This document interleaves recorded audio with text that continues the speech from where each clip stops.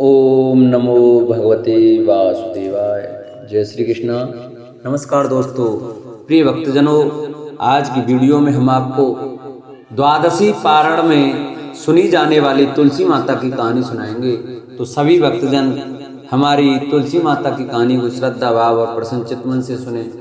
जो भक्त हमारे चैनल पर नए आए हैं, जिन्होंने अभी तक हमारे चैनल को सब्सक्राइब नहीं किया है, वो हमारे चैनल को सब्सक्राइब करें, वीडियो को लाइक करें और कमेंट में ओम नमो भगवते वासुदेवाय, ओम नमः शिवाय अवश्य लिखें। तो आइए भक्तों, हम अपनी कथा को प्रारंभ करते हैं।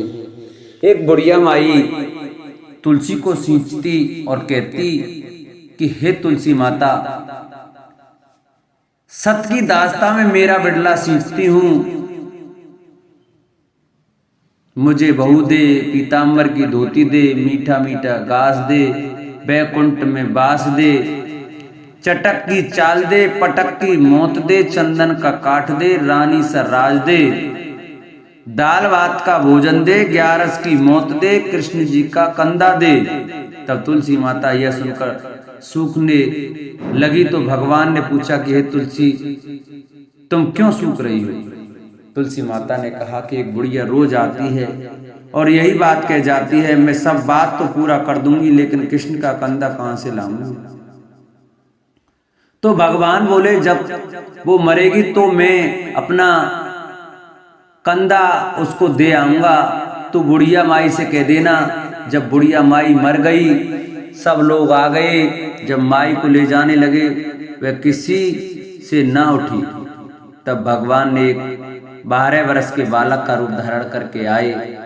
बालक ने कहा, मैं कान में एक बात कहूंगा तो बुढ़िया माई उठ जाएगी।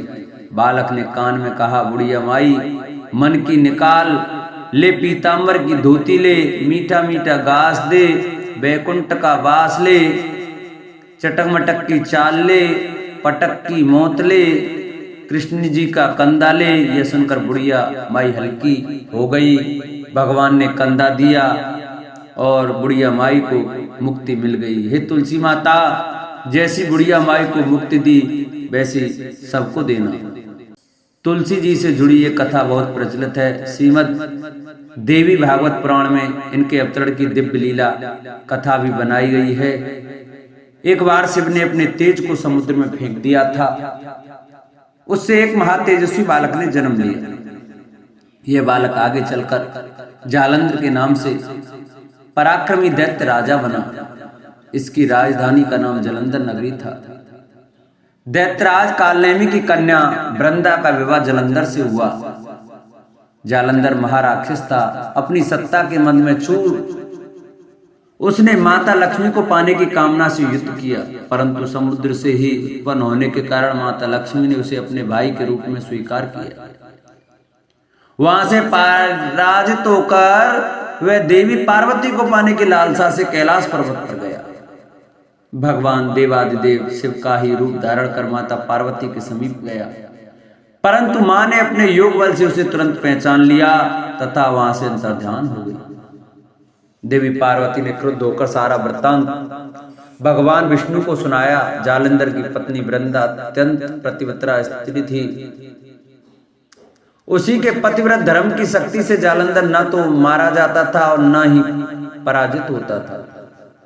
इसलिए जालंधर का नाश करने के लिए वृंदा के पतिव्रत धर्म को भंग करना बहुत जरूरी था। इसी कारण भगवान विष्णु ऋषि का वेश धारण कर वन में जा पहुंचे, जहां वृंदा अकेली भ्रमण कर रही थी। भगवान के साथ 2 मायावी राक्षस भी थे, जिन्हें देखकर वृंदा भयभीत हो गई। ऋषि ने वृंदा के सामने पल में दोनों को भस्म कर दिया। उनकी शक्ति देखकर वृंदा ने कैलाश पर्वत पर महादेव के साथ युद्ध कर रहे अपने पति जालंधर के बारे में पूछा।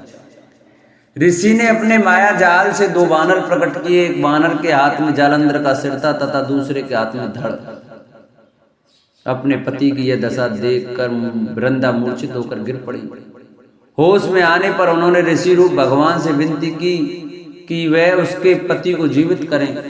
भगवान ने अपनी माया से अपने जालंधर का सिर धड़ से जोड़ दिया, परंतु स्वयं भी वह उसी शरीर में प्रवेश कर गए। वृंदा को इस छल का जरा आवास न हुआ। जालंधर बने भगवान के साथ वृंदा पतिव्रता का व्यवहार करने लगी, जिससे उसका सतीत्व भंग हो गया। ऐसा होते ही वृंदा का पति जालंधर युद्ध में हार गया। इस सारी लीला का जब वृंदा को पता चला तो उसने क्रुद्ध होकर भगवान विष्णु को शिला होने का शाप दे दिया तथा स्वयं सती हो गई। जहां वृंदा भस्म हुई वहां तुलसी का पौधा होगा। भगवान विष्णु ने वृंदा से कहा, हे वृंदा, तो अपने सतीत्व के कारण मुझे लक्ष्मी से भी अधिक प्रिय हो गई हो। अब तुम तुलसी के रूप में सदा मेरे साथ रहोगी। जो मनुष्य भी मेरे सालग्राम रूप के साथ तुलसी का विवाह करेगा उसे इस लोक और परलोक में विपुल यश प्राप्त होगा।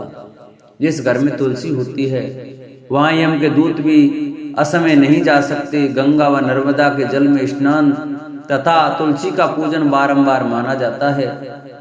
चाहे मनुष्य कितना भी पापी क्यों ना हो, मृत्यु के समय जिसके प्राण मंजरी रहित तुलसी और गंगा जल मुख में रखकर निकल जाते हैं, वह पापों से मुक्त होकर वैकुंठ धाम को प्राप्त होता है।